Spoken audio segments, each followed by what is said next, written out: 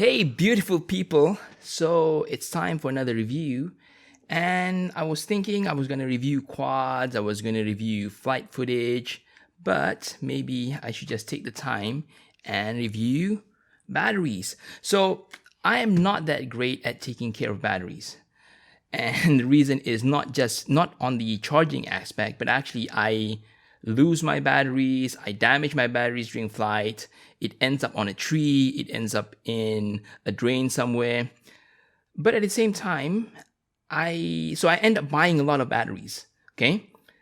So when I buy these batteries, what do? I just follow the next hype. If somebody says, oh, go ahead and buy Tattoo, go ahead and buy GNB, Gaoning batteries, or go ahead and buy Rush, go ahead and buy Ovonic, go ahead and buy Luminaire batteries. But how do I know which battery is good? So what I've been doing is actually just go and look at the specs and try to look at the discharge rate. So apparently a battery, when it claims it can discharge up to 80 C, basically it's 80 C. I won't go into the details, but it's the higher the discharge rate, supposedly that's where the better the battery is. But the problem is some of these manufacturers just make it up. They say that, for example, Alien model claims it can go up to 170 C, but when I actually use it, it doesn't feel any different. So after using a few batteries, I found that Ovonic is great and Rush is great, but are they really actually achieving what they claim?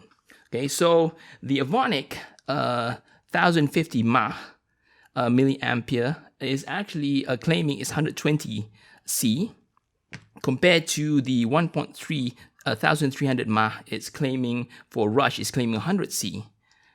The Ovonic is very, very light, very, very small for a 1000 mAh battery compared to the 1300 Rush. I don't have the 1000 milliampere battery for Rush, so I can't really compare, but you can see here it's almost 1/3 bigger and it is significantly heavier.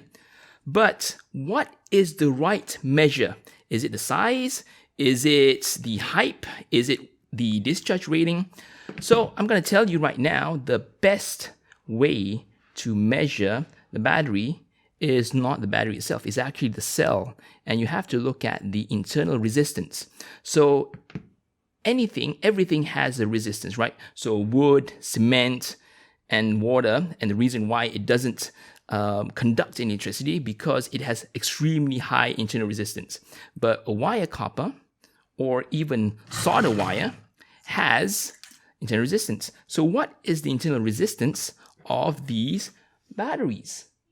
So the way to actually test it is the modern chargers nowadays. I have the D6 Pro, the Hota D6 Pro, so it has the capability of measuring internal resistance. So what I should have done is try to look at the life cycle of the battery from when it's brand new, have a few flights with it, and after 10, 20, 100 cycles and see how the internal resistance changes. But in general, what I would expect is a brand new battery should actually live up to the discharge rating. So if a discharge rating of Ovonic saying it can go to 120 compared to the discharge rating for Rush, therefore what it is actually saying is the ability for it to discharge current is due to its lower internal resistance.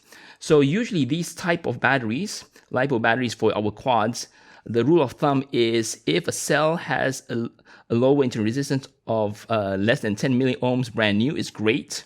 So between after you've flown it quite a while, if it's between 10 to 20, okay, that's manageable. But if you start using it and it's been used for a while, it's 90 cycles, for example, and then you see one of the cells significantly different from the others, it's going to create a lot of stress because one cell is going to work harder than the other cell. So if one is already going into the 25, 30 milliohm territory and one is still saying at 10 milliohms, that's not good because the differential of 100% or 200% will cause you problems. That's why you see it's overheating. That's why you see failure of the lipos before its actual expiry date, and you will see it heading for the graveyard and where all the good lipos or the bad lipos end up. Okay, so without further ado, let's do the test and see whether Rush or Ovonic is better.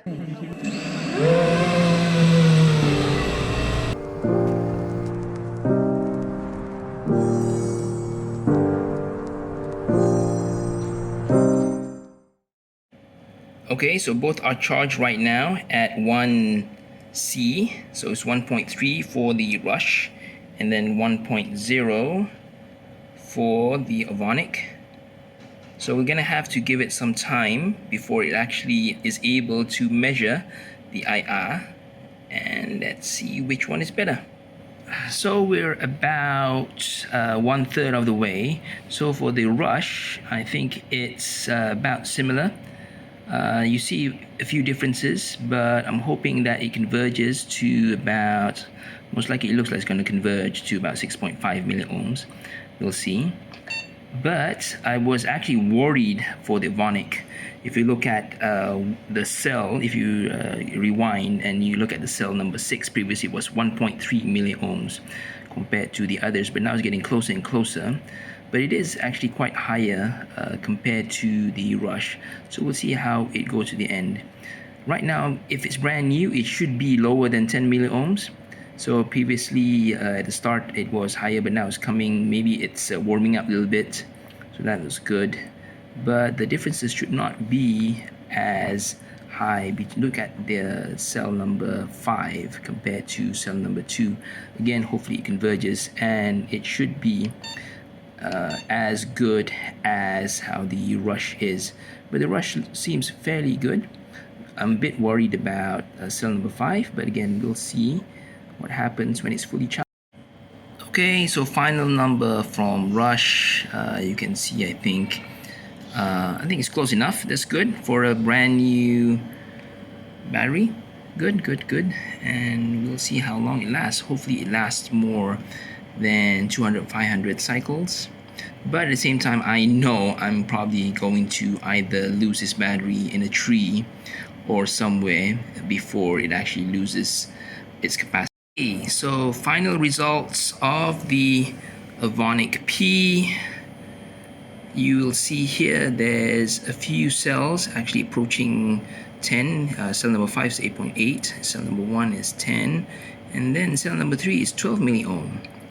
So not that great for a battery that claims it is 120C and one of the more famous batteries or popular batteries for FPV. So what is the conclusion then? Is Rush really that much better compared to the Ovonic?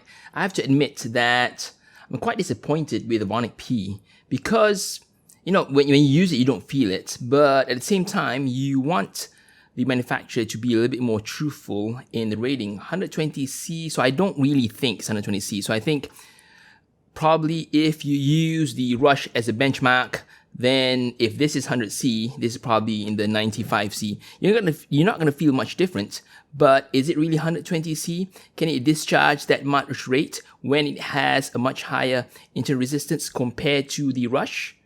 So you can judge for yourself, but my test really shows that the Ovonic is not better than Rush. So go out there, go fly, just see what Lipo is your favorite, and leave the comments, subscribe and like. Bye-bye.